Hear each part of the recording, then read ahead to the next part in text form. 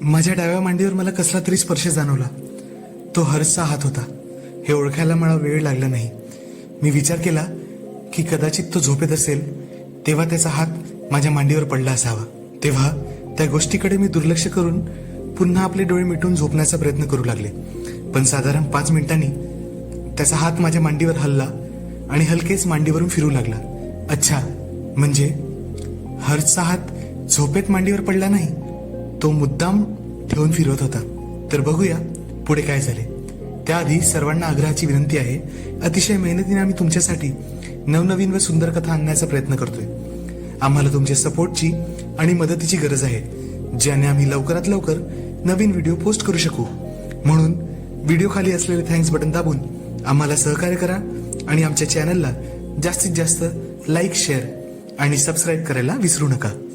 आधी पण त्याने मांडीवर हात फिरवला असावा म्हणून मला जाग आली होती. त्याला वाटले असेल मी गाढ झोपेत आहे, तेव्हा तो माझ्या मांडीवर हात फिरून स्पर्श सुख घेत असावा. तसेच आधी त्याने कित्येकदा नकळतपणे मला स्पर्श केले होते, पण ही पहिली वेळ होती की त्याने इतके धाडस करून मुद्दाम असा स्पर्श केला होता. हर्ष माझ्या मुलासारखाच होता व माझ्याबरोबर नेहमी तो चांगला वागायचा. त्यामुळे मी त्याच्याशी मोकळेपणाने वागायची. पण माझ्याबरोबर त्याला असला कधी एकांत मिळाला नव्हता. तेव्हा या एकांताचा फायदा घेऊन तो थोडे जास्त स्पर्श सुख घेण्याचा प्रयत्न करत असावा असे मला वाटले. तेव्हा मी त्याच्याकडे दुर्लक्ष करायचे ठरवले. मी मनात म्हटले, नुसता असा माझ्या मांडीवर हात फिरून तो कंटाळेल आणि मग मी गप्प राहिले. मी काही केले नाही व गाढ झोपेत असल्याचे सोंग करू लागले. माझे माहेर लातूर जवळचे आहे आणि माझ्या माहेरी माझ्या एका जवळच्या नातेवाईकाच्या लग्नाला मी आले होते. आता परतीचा प्रवास करत होते. खरे तर ह्या लग्नाला माझा नवरा आणि माझी मुले माझ्या बरोबर असायला हवी होती, पण नवऱ्याला सुट्टी नाही आणि मुलं गावी राहायला वैतागतात म्हणून माझ्या बरोबर ती आली नाही. माझ्या सासरी एकत्र कुटुंब असल्याने मुलांची काळजी माझी भावजाई घेऊ शकत होती, म्हणून मी निर्धास्तपणे एकटीच माहेरी आले. मुलांचे लचांड तसेच नवऱ्याची भुनभुन मागे नव्हती. तेव्हा मी मोकळेपणाने माझ्या माहेरी राहिले आणि माझ्या नातेवाईकांमध्ये लग्नात मुक्तपणे मिरवले. हर्ष माझा लांबचा भाचा आहे. त्याचे वय असेल 17 ते 18 वर्ष. तो पुण्याला आमच्याच एरियात राहतो. तेव्हा त्याचे आमच्याकडे नेहमी येणे जाणे आहे. तो पण लग्नाला आलेला होता आणि माझ्याबरोबर भरपूर गप्पा गोष्टी आणि सावटपणा करत होता. मी नात्याने त्याची मावशी लागते, तेव्हा माझ्याशी तो मोकळेपणे वागतो आणि मलाही तो आवडतो. मला माहित होते की मी दिसायला देखणी आहे आणि त्याचमुळे तो माझ्याकडे आकर्षक होत होता. तसेच माझे फिगरही छान आहे. तो माझ्याकडे नेहमी वेगळ्याच नजरेने बघायचा, पण मला त्याचे काहीच वाटायचे नाही व मी त्याच्याबरोबर नेहमी मोकळेपणे बोलायची. मी नुकतीच 35शी पार केली होती. 2 मुले झाली होती. माझी फिगर अजूनही शाबीत होती. माझा बांधा अतिशय आकर्षक आहे. 4 चौघात माझी फिगर नक्कीच उठून दिसते, म्हणून मला त्याचा अभिमान होता. म्हणून माझ्या देखणेपणाने कोणी आकर्षित झाले तर मला मजा वाटायची. तेव्हा माझा हा भासा माझ्याशी मोकळेपणाने वागून माझ्याशी लगट करायचा, तेव्हा मला त्याची मजा वाटायची. कळत न कळत त्याने बऱ्याचदा माझ्याकडून नेत्रसुख आणि स्पर्शसुख घेतले होते, पण मी त्याचा कधीच बाऊ केला नाही. लगीन घरात असलेल्या घाईगर्दीत त्याने अनेकदा माझ्या अंगाला स्पर्श केला. कधी माझ्या ऐवजांना त्याचा हात लागला तर मागे कधी त्याचा हात घासून जायचा. एकदा मी आतल्या खोलीत कपडे बदलत होते आणि दरवाजा नुसताना लेटून घेतला होता. हा अचानक दरवाजा उघडून आत आला तर मी फक्त पेटीकोट व वरच्या अंतर्वस्त्रावर होते. तो अशातच आला आणि मी भांबवले. क्षणभर मला सुचेनाच काय करावे. मी ब्लाऊज घालायचे विसरून तशी स्तब्धपणे त्याच्याकडे पाहत होती. त्याची नजर माझ्या कसलेल्या यव्वनावर टेकून होती. तो कोठे बघतोय हे लक्षात आल्यावर मी भानावर आले आणि पटकन वळून ब्लाऊज घालू लागले. तो सॉरी बोलून पटकन निघून गेला. त्याबद्दल मी नंतर त्याला काही बोलले नाही. त्याच्याबरोबर नॉर्मल वागत होते. लग्न झाल्यावर मुंबईला निघताना माझा हा भाचा हर्ष मला म्हणाला, मी पण तुझ्या बरोबर येतो. आता तो आमच्याच एरियात राहायचा, तेव्हा माझ्याबरोबर तो निघाला. यात काही मला वागवे वाटण्याचा प्रश्न नव्हता. तसेच रात्रीच्या प्रवासात मला कोणाची तरी सोबत होईल, त्यामुळे माझी काही हरकत नव्हती. तेव्हा मी त्याला ठीक आहे असे म्हणाले आणि गावातून सगळ्यांचा निरोप घेऊन आम्ही दोघेही एसटी स्टँडवर आलो. सीझन नसल्यामुळे बस मोकळीच होती. एसटी लागली आणि त्यात आम्ही चढलो. प्रवाशांची संख्या अगदी तुरळक होती. तेव्हा भरपूर सीटा खाली होत्या. एस टी महामंडळाच्या एशियाड बसमध्ये 3x2 सीटची जशी अरेंजमेंट असते तशी ही बस होती. मी पुढे होऊन मागच्या बाजूला रिकामी एक 3 सीट पकडली. माझी बॅग रॅकवर ठेवून मी खिडकीच्या बाजूला बसले. हर्ष माझ्या बाजूलाच बसला. आमच्या बाजूच्या तसेच मागच्या सीटवर कोणीही नव्हते. एसटी चालू झाल्यावर आमच्या गप्पा सुरू झाल्या. कंडक्टरने हाक मारली, पुढे एवढ्या सीट मोकळ्या आहेत तर येऊन बसा ना. मी त्याला ओरडून सांगितले, नाही नाही, आम्ही इथेच ठीक आहोत. हर्षने आमच्या दोघांचेही तिकीट काढले. तिकीट देऊन कंडक्टर पुढे निघून गेला. खरे तर मागच्या बाजूला आम्हीच दोघे बसलेलो होतो. जर माझ्याबरोबर माझा नवरा असता तर कोणालाही वाटले असते की आम्ही मुद्दाम प्रायव्हसी मिळावी म्हणून मागे रिकाम्या सीटवर बसलो आहोत. पण मी अशी वयस्क आणि हर्ष असा पोरसवदा, त्यामुळे कोणालाही काहीच वाटले नाही. नेमक्या 3-4 प्रवासांना तिकीट देऊन झाल्यावर कंडक्टरने लाईट बंद करायची बेल मारली. आता फक्त बाहेरील लाईटचे कवडसे आत येत जात होते. बसमध्ये गार हवा लागत होती म्हणून मी माझ्या बाजूची खिडकी बंद करायला गेले, पण खिडकी अडकली होती म्हणून लागत नव्हती. मग हर्षने बसल्या जागी हात लांब केले व जोर लावून खिडकी बंद करू लागला. त्याने त्याच्या दंडाचा भाग माझ्या छातीशी दाबला. बस चालत होती त्यामुळे त्याच्या दंडावर बराच दाब जात होता. का कोणास ठाऊक, पण मला असे जाणवले की त्याच्या दंडाच्या स्पर्शाने माझ्यात एक वेगळी शिरशिरी उठली. कदाचित गार हवेचा तो परिणाम असावा किंवा त्याच्या हातांच्या स्पर्शाचा. कारण काही असो, पण मला वेगळीच उत्तेजना जाणवत होती. मग हर्षने कशीबशी खिडकी लावून घेतली व तो सरळ बसला.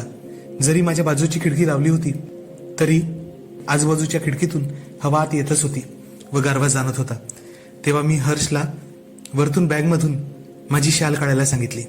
हर्षने वरती उभे राहून माझी बॅग काढली आणि उघडली. आत हात घालून त्याने कपडा बाहेर ओढला तर ते माझे अंतर्वस्त्र होते. मी पटकन ते पाहून मी ओशारल्यासारखे हसले आणि हर्ष दात विचकत हसायला लागला. मी पटकन ते आत कोंबले व आतली शाल बाहेर काढली. मग मी शाल अंगाला लपेटून बसले. थोड्या वेळात हर्षही बोलला की त्यालाही गारवा जाणवतोय. मग त्याने त्याच्या बॅगमधून एक शाल काढली व त्याच्या अंगाभोवती लपेटली. मग आम्ही दोघेही हळू आवाजात गप्पा मारू लागलो. मी खिडकीपासून साधारण 6 इंच अंतर ठेवून बसले होते, पण हर्ष मला चिकटून बसला होता. बाजूची सीट रिकामीच होती तरीही तो मला चिकटून बसला होता. पण त्याबद्दल मी त्याला काहीच बोलले नाही. एकतर गारवा होता, तेव्हा आम्ही चिकटून बसलोय तर एकमेकांना थोडी ऊब मिळेल असाच मी विचार केला. थोडा वेळ गप्पा मारल्यानंतर मला झोप यायला लागली. तेव्हा मी हर्षला म्हटले, आपण झोपूया का आता? मग मी खिडकीच्या दांडीवर आपले डोके ठेवून झोपी गेले. साधारण तासभर गेला असावा आणि कशाने तरी मला अचानक जाग आली. मी आहे त्याच पोझिशनमध्ये डोळे किलकिले केले आणि विचार करू लागली की कशाने माझी झोप मोड झाली. तेव्हा मला जाणीव झाली की हर्ष माझ्या मांडीवर आपले हात फिरवत होता. बसमध्ये तसा अंधारच होता, फक्त बाहेरचा कधी कधी लाईट यायचा. तेव्हा तो काय करतोय ते कोणालाच दिसत नव्हते. तसेही पाहणारे आजूबाजूला कोणीच नव्हते. माझ्याकडून काहीच हालचाल झाली नाही. तेव्हा त्याचे धाडस वाढले आणि तो माझी मांडी हलकेच दाबू लागला. थोड्या वेळानंतर त्याने आपला हात काढून घेतला. मला वाटलं कंटाळला असेल बहुतेक, पण मला जाणवले की माझी शाल कमरेकडून उचलली जात आहे. ओह, मी गाढ झोपेत आहे असे वाटून त्याची डेरिंग अजून वाढली होती. आता बाकी मला त्याच्या डेरिंगचे आश्चर्य वाटले, पण तरीही मी काही दर्शवले नाही. मी गप्प राहिले. मला जाणवले होते शाल वर करून त्याने आपला हात आत घातला आणि माझ्या हातावर ठेवला. काही क्षण माझ्या हातावर त्याचे हात फिरून त्याने अजून डेरिंग केली व त्याचे हात हातावरून वरवर सरकू लागले. अरे देवा, त्याचे हात चक्क माझ्या गळ्याभोवती येत होते. मी एकदम चकित झाले. काहीतरी करावे असे मला वाटले, पण तरी मी काही केले नाही. त्याला थांबवले नाही. माझ्या छातीला स्पर्श करून तो थांबला आणि माझ्या रिॲक्शनची वाट पाहू लागला.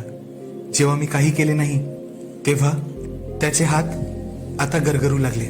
मलाच आश्चर्य वाटत होते की मी त्याला कसा हात लावू देत होते म्हणून. आश्चर्य म्हणजे मला जाणवले होते की माझ्या पायांमध्ये वेगळीच संवेदना सुरू झाली होती आणि ही संवेदना मला चांगलीच परिचयाची होती. बापरे, चक्क मी त्या पोराच्या स्पर्शाने उत्तेजित होत चालले होते आणि हीच उत्तेजना मला त्याला थांबवू देत नव्हती. हर्षच्या हालचाली इतक्या बोल्ड होत्या की कोणत्याही स्त्रीची त्याने झोपमोड झाली असती, पण मी जागी नव्हते. म्हणजे निदान तसे दाखवत तरी होते. माझ्या चुप्पीचा हर्ष चांगलाच फायदा घेत होता. तो विचार करत असावा की मी खरोखरच गाढ झोपेत आहे की जागी आहे, की झोपेचा सोंग घेत आहे. या दोन्ही अवस्था त्याला अजून प्रोत्साहित करत होत्या. आता त्याचे हात माझ्या ब्लाऊजच्या हुकपर्यंत पोहोचले होते. त्या परिस्थितीतही मला त्याच्या कौशल्याची मजा वाटली. त्याच्या हातांचा अगदी डायरेक्ट स्पर्श माझ्या त्वचेला झाला तर माझ्या अंगावर एक काटाच आला होता. माझ्या मुलासारखा असलेला हर्ष माझ्याशी चाळे करत होता. त्याच्या चाळ्यांमुळे की माझ्या एक्साइटमेंटमुळे मला कळत नव्हते, पण माझे अंग शहारले जरूर होते. सुरुवातीला कसे तरीच वाटत होते, आश्चर्य वाटत होते, पण मला आता त्याच्या चाळ्यांची गंमत वाटायला लागली. बसमध्ये अंधार होता आणि आमच्या आजूबाजूला कोणीच नव्हते. आमचे काय चालले आहे कोणालाच कळायला मार्ग नव्हता. तेव्हा त्या परिस्थितीत मलाच मनातून वाटू लागले होते की त्याने अजून पुढे काहीतरी करावे. मी हक्काचीच आहे अशा तऱ्हेने आता त्याचे हात फिरू लागले होते. गंमत म्हणजे मला पण मजा वाटायला लागली. माझ्या दोन्ही पायांमध्ये गोड संवेदना होत पाझरणे सुरू झाले होते. मी शक्य तितक्या ताकदीने माझे दोन्ही पाय एकमेकांवर दाबून धरले होते. माझे अंग शहारत होते, किंचित झटके बसत होते. जरी गाडी चालत होती तरी अंग हलत होते. उत्तेजनेने माझ्या अंगाची जी अवस्था होत होती याची कल्पना हर्षला नक्कीच मिळत असेल. याचाच अर्थ मी झोपलेली नाही तर जागी आहे हे हर्षला नक्कीच माहित होते. तेव्हा तो आता जास्तच फायदा घ्यायला लागला होता. मला जाणवले होते की पुढून माझी शाल उचलली गेली आहे. मी डोळे किलकिले करून पाहायला लागले तर अंधुक प्रकाशात मला दिसले की त्याचे डोके शॉलमध्ये गेले आणि पुढच्या क्षणी त्याचे गरम श्वासोच्छवास मला जाणवले व त्याच्या ओठांचा स्पर्श तिथे जाणवला. अरे देवा, माझी छाती दडदडत होती. माझे श्वास जोरजोराने सुरू होते. हर्ष जवळजवळ मला चिकटलाच होता. तो काय करत होता हे त्याला नक्कीच कळत होते. म्हणजे त्याच्या ह्या चावटपणाने मी उत्तेजित होते हे त्याला कळू लागले होते. एवढी माझी छाती दडदडत होती. आता त्याचे हात संपूर्ण चलाकीने फिरत होते. आता कसलीही भीती त्याला राहिली नव्हती. आता हे बाकी अति होत चालले होते. तो काय करेल आणि कितपत मजर मारेल याची उत्सुकता मला होत होती. पण त्याचा सावटपणा आता हाताबाहेर चालला होता. मी पण ना उठत होते ना त्याला थांबत होते. उलट मी पण आता मजा घेत होते. तो त्याच्या धुंदीत होता आणि मी डोळे किलकिले करून आजूबाजूला लक्ष ठेवून होते. तसे तर कोणालाही काही कळण्याची शक्यता नव्हती, पण तरी मी लक्ष ठेवून काळजी घेत होते. आता त्याने अजून काही करावे असे मला वाटायला लागले. त्याने माझ्या मनातलेच ओळखले होते. त्याचा डावा हात खाली गेला होता आणि परत माझ्या पायांशी गरगरू लागला होता. त्याही परिस्थितीत एक गोड शिरशिरी माझ्या अंगावरून उठली होती. त्याचा हात सरपट फिरू लागला. आळीपाळीने दोन्ही पायांना चोळून तो चांगलेच स्पर्श सुख घेत होता. माझी अवस्था पाणी झाली होती. मी जरी झोपेचे नाटक केले नसते तर कदाचित मी हालचाल करून त्याला साथ दिली असती. जरी मला माहित होते की त्याला माहिती आहे की मी झोपेचं नाटक करते, तरी उघड उघड त्याला साथ द्यायची डेअरिंग माझ्यात होत नव्हती. म्हणून मी तशीच सुस्त राहून मजा घेत होते. माझ्यात जास्तच वळवळ होत होती म्हणून मी पायांना जवळ दाबून धरले होते. पण हा मेला हर्ष माझ्या मांड्यांवरून हात फिरवून मला अस्वस्थ करत होता. म्हणून मी तशीच राहून मजा घेत होते. त्याने मग माझा एक पाय थोडा बाजूला सरकवण्याचा प्रयत्न केला. मी जणू वाटच पाहत होते अशा तऱ्हेने मी त्याला प्रवेश दिला. तो सरळ सरळ हात लावायला जरा कसरत होता. त्याला जास्त ऍक्सेसही मिळत नव्हता. त्याचे काम सोपे करण्यासाठी शेवटी मी हालचाल करायचे ठरवले. इतक्या वेळात प्रथमच स्वतःहून मी हालचाल केली होती. बसल्या जागी थोडेसे मी खाली सरकले जेणेकरून त्याला मदत व्हावी. माझ्या हालचालीने त्याची नक्कीच खात्री पटली होती की मी जागी आहे आणि मग तो उत्साहाने माझ्यावर दुहेरी मारा करत होता. आता मला फक्त तो स्पर्श नको होता तर अजून काही हवे होते. मी पटकन त्याचा हात पकडला व त्याच्या हाताची बोट पकडून योग्य त्या स्थळी त्याला पोहोचवले. मग त्याच्या लक्षात आले की मला काय हवे होते.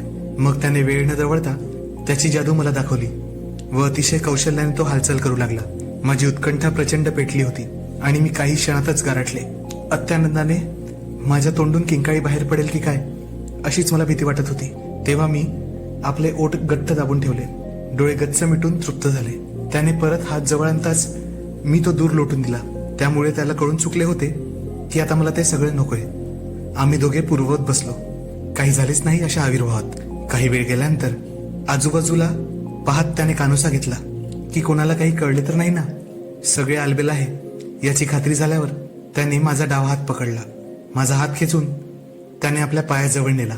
मला कळाले होते की त्याला काय हवे आहे आणि पुढच्या क्षणी त्याने तेच केले. क्षणभर मला लादल्यासारखे झाले.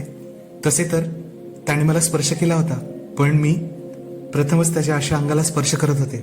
त्याच्या वयाच्या मानाने त्याच्या शरीराची व्याप्ती बरीच पुष्ट होती. त्यामुळे पुढचा विचार करून माझ्या शरीरात एक शिरशिरी उठली. पण या बसमध्ये एवढी मजल गाठता येणार नाही याची मला खात्री होती.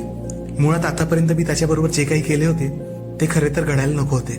मी हर्ष बरोबर असे काही करेल किंवा तो माझ्याबरोबर असे काही करेल जर मी कुणाला आधी सांगितले असते तर त्यावर कुणीच विश्वास ठेवला नसता. पण तसे झाले होते हे खरे आहे आणि मला त्यात काही वागवे वाटत नव्हते. म्हणूनच आता त्याने जेव्हा माझा हात त्यावर ठेवला तेव्हा मी मुकाटपणे हात फिरवू लागले. त्याच्यात सुद्धा करंट संचारला होता, कारण माझ्या फिरत्या हातासोबत त्याने मला मिठीत घेतले होते. त्याचेही हात आता फिरायला लागले होते. मी पण मग उत्साहाने वेगवान झाले. मला माझेच आश्चर्य वाटत होते की असे कसे मी बसमध्ये त्याच्यासोबत. पण ह्यात सुद्धा वेगळीच मजा होती, उत्तेजना होती. आणि पुढच्या काही वेळात न राहून त्याचा उद्रेक झाला. पुढच्या काही क्षणात तो हळूहळू शांत झाला आणि आपल्या सीटवर गुपचूप बसला. मग मी सरळ होऊन बसले. अंधुक प्रकाशात त्याने माझ्याकडे पाहिले आणि मी त्याच्याकडे पाहिले. हर्ष माझ्याकडे बघून हसला. मी पण कशीबशी हसले आणि डोळे मिटून घेऊन खिडकीच्या दांडीवर डोके ठेवून झोपण्याचा प्रयत्न करू लागले. सांगूनही कुणाला खरे वाटले नसते आम्ही आता काय केले. आम्ही जे काही केले तेच विचार माझ्या मनात घोळत होते. झोप काही लागत नव्हती. थोड्या वेळानंतर मला हर्षचा हात परत जाणवला. मी डोळे उघडे करून त्याच्याकडे पाहिले तर तो माझ्याकडे पाहून गालातल्या गालात हसत होता आणि माझ्या मांडीवर हात फिरवत होता. मी काही बोलले नाही. पुन्हा खिडकीवर डोके ठेवून झोपायला गेले. मुलं म्हणजे ना एकदम उतावळीच असतात. त्यांचे कधीच समाधान होत नाही. इतक्यात ड्रायव्हरने बसमधील लाईट चालू केल्या. बस मालेगावमध्ये शिरत होती व एसटी स्टँड जवळ आले म्हणून ड्रायव्हरने लाईट लावली होती. हर्षने मुकाटपणे हात काढून घेतला. मालेगाव एसटी स्टँडला बस थांबली. कंडक्टरने मला सांगितले होते की बस 10 मिनिटे थांबेल. मग आम्ही बसमधून खाली उतरलो. टॉयलेटकडे वगैरे जाऊन फ्रेश झालो. मी बाहेर आले तर हर्ष माझीच वाट पाहत होता. मग आम्ही बसमध्ये निघालो. बसमध्ये चढताना हर्ष लगबगीने पहिला वर चढला आणि मग त्याने ती सीट पकडली ज्यावर पहिले मी बसली होती, खिडकीच्या जागी. मी प्रश्नार्थक नजरेने त्याच्याकडे पाहिले. तो मिश्किलपणे हसत हळू आवाजात मला म्हटला, मावशी मी आता खिडकीजवळ बसतो. तशी पण खिडकीजवळ जास्त हवा लागते, तेव्हा तुला इथे बसायला बरे वाटेल. अरे पण मला खिडकीच्या दांड्यावर डोके ठेवून आधार घेता येत होता ना. आता मी कसला आधार घेऊ. मावशी तू माझ्या खांद्यावर डोके ठेवून झोप ना, नाहीतर तू सरळ सरळ बाजूला झोप. 2 माणसाची जागा आहे, तू सहज आडवी होऊ शकते. हर्षने मला पटकन म्हटले. मी थोडी विचारात पडले. हर्ष काहीतरी ठरवूनच खिडकीजवळ माझ्या जागेवर बसला होता आणि आता तो मला त्याच्या बाजूला बसायला सांगत होता. नक्कीच त्याच्या मनात काहीतरी शिजत असावे. काय बरे असावे त्याच्या मनात. मी विचार केला पण माझ्या लक्षात काही येईना त्याच्या मनात काय आहे. शेवटी मी म्हणाले, अरे हर्ष इतकी जागा झोपायला पुरणार नाही. मग मावशी असे कर ना, तू माझ्या मांडीवर डोके ठेव आणि कुशीवर झोपून पाय जवळ घे. मग तुला आरामात झोपता येईल. माझ्या मांडीच्या उशीवर तुला छान झोप लागेल. हर्षने अगदी निरागस आवाजात मला उत्तर दिले. मला माहित होते की त्याच्या निरागस बोलण्यामागे काहीतरी वेगळेच प्लॅनिंग आहे. त्याच्या मनात नक्कीच काहीतरी चावट विचार होते. त्याने माझी उत्सुकता जागी झाली. पण मी पुढे काही बोलले नाही, गप्प बसून राहिले. नंतर बस चालू झाली आणि एसटी स्टँडच्या बाहेर पडल्यावर ड्रायव्हरने बसमधील लाईट बंद केली. पुन्हा बसमध्ये अंधार पसरला आणि फक्त बाहेरील लाईटचाच प्रकाश येत होता. साधारण 10 मिनिटे गेल्यावर हर्षने मला हळूच म्हटले, मावशी झोप आता. माझे मन सांगत होते खाली झोपू नकोस, पण त्या उलट माझी हालचाल होत होती. मी सीटवर सरकले आणि त्याच्या कुशीवर पडले. माझे डोके मी हर्षच्या मांडीवर ठेवले. मग पाय दुमडून जवळ घेत माझी शाल पूर्ण अंगावर ओढून घेतली. मी हर्षच्या डाव्या बाजूला माझ्या कुशीवर पडले होते आणि मग झोपण्याचा प्रयत्न करू लागले. मी डोळे मिटून घेतले पण मला झोप लागत नव्हती. हर्ष आता काय करेल याची उत्सुकता मला लागून होती. अपेक्षेप्रमाणे काही वेळातच हर्षचा उजवा हात माझ्या खांद्यावरून येत माझ्या मानेशी खेळत पुढे वळवळू लागला, तर डावा हात कमरेकडून सरकत राहिला. मी गुपचूप पडले होते आणि त्याला हवे तसे माझ्या अंगाची खेळू देत होते. माझी कांचिले गरम व्हायला लागली होती. मी हळुवारपणे माझी मान त्याच्या कुशीत फिरवू लागले. हर्षच्या लक्षात आले होते की माझी स्थिती काय असेल. अचानक हर्षने माझे डोके धरून त्याचे तोंड वरच्या दिशेने फिरवले. मग तो खाली वाकला आणि त्याने आपले ओठ माझ्या ओठांवर ठेवले, माझ्या ओठांचे चुंबन घ्यायला. मला पण त्याच्या रागट चुंबनाने मजा वाटू लागली होती. मीही त्याला साथ देऊ लागले. माझ्या नवऱ्यानेही कधी माझे असे चुंबन घेतले नव्हते. हर्षची रांगडी अदा मला आवडली होती. माझा हात आपोआप वर झाला आणि मी त्याच्या केसांवरून हात फिरवायला लागले. त्याचे हात सुद्धा अतिशय मोकळेपणाने माझ्या शरीरावर फिरत होते. माझे डोके त्याच्या विशिष्ट ठिकाणी धडक देऊ लागले होते. तो हसला. त्याला काय वाटले माहित नाही, पण काही क्षणानंतर हर्षने माझे तोंड खाली दाबले आणि मला जबरदस्तीने वळायला लावले. आता मला कळाले होते की त्याच्या माझ्याकडून काय अपेक्षा आहे आणि मी कोणतेही आडे वेडे न घेता त्याला तसे करू दिले. त्याची इच्छा पूर्ण झाली. तो मिळालेल्या अतिवानंदाने हवेत होता. मला किळस येत होती आणि तेवढीच मजा सुद्धा. आम्ही मागच्या सीटवर एकांतात काय काय करत होतो हे कोणाला सांगितले तरी असते तरी कोणी विश्वास ठेवला नसता. तो आपल्याच धुंदीत होता. अचानक हर्षने मला आपल्यावरून बाजूला केले व तो हळूच फुटफुटला. मावशी उठ जरा. मी मोकाट उठले व सीटवर पूर्ववत बसले. तसे बसताना मी अंगावरी शाल पुन्हा नीट लपेटून घेतली. काही क्षण गप्प राहून हर्षने पुढच्या प्रवासांचा अंदाज घेतला. आमच्या हालचाली कोणाच्या लक्षात तर येत नाही ना याची खात्री झाल्यावर हर्ष माझ्या दिशेने झुकला व तो माझ्या कानात काहीतरी पुटपुटला. कशाला? नाही नाही नाही, जे झाले ते पुरे झाले. मी हळूच त्याला म्हणाले. त्याला या खेळाचा शेवटचा टप्पा गाठायचा होता. मी तयार नव्हते. आपण कुणाला तरी सापडू हीच भीती मला वाटत होती. मग मला तो वर आपल्या पायांवर ओढायला लागला. त्याच्या हालचाली एकदम हळूवारपणे होत होत्या, पण त्याच्यात एक जरब होती. मला लक्षात आले की त्याला नक्की काय करायचे आहे. त्याच्या त्या विचाराने मी अजूनच उत्तेजित व्हायला लागले. हर्ष आता मला बसमध्ये त्या एकांतात चक्क आणि मी एखाद्या नालायक बाईसारखी त्याला साथ देत होती. मलाच आश्चर्य वाटत होते की कसे काय मी त्याला स्पर्श करू देत होते. वासना शेवटी आंधळी असते. माझ्या नवऱ्याबरोबर बरेच दिवस मी काही केलं नव्हतं. तेव्हा मी एका प्रकारे उपाशीच होते. हर्ष माझ्याबरोबर गेले काही दिवस सावटपणा करत होता. त्याने मी हरकून गेले होते. कळत न कळत मी त्याच्याबरोबर वाहवत गेले होते. त्याचाच फायदा घेऊन हर्षने मला असे एकांतात पकडले होते आणि आता त्याची मजल इथपर्यंत गेली होती. चोरट्या हालचाली करत मी मागे झाले व त्याच्या दुमडलेल्या पायावर सरकू लागले. माझ्यातून आगीच्या ज्वाळा बाहेर येत होत्या. मला असे काही वाटत होते की काय करू. तेव्हा मीच निर्लज्जपणे हालचाल केली व त्याच्या इच्छित स्थळी त्याला पोहोचू दिले. हर्ष तर टपलेलाच होता. पटकन त्याने संधीचा फायदा घेतला आणि पुढचं सगळं त्याने आपल्या नियंत्रणात घेतलं. खरे तर बसच्या सीटवर आम्हाला बरीच सावधानी बाळगावी लागत होती, पण त्यातल्या त्यात माफकपणे आम्ही सुख घेत होतो. हो, मी पण ते सुख घेत होते हर्ष बरोबर.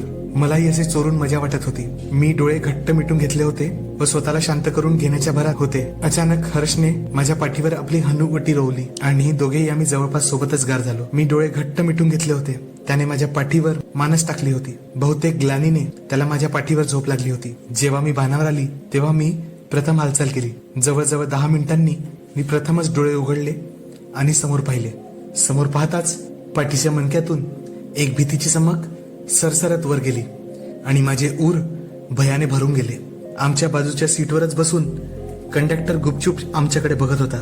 अंधुक प्रकाशात मला नीट दिसले नाही, पण त्याच्या चेहऱ्यावर मिश्किल हास्याची एक लकीर होती असे मला वाटले.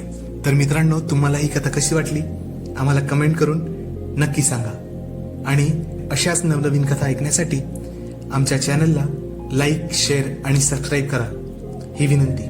धन्यवाद.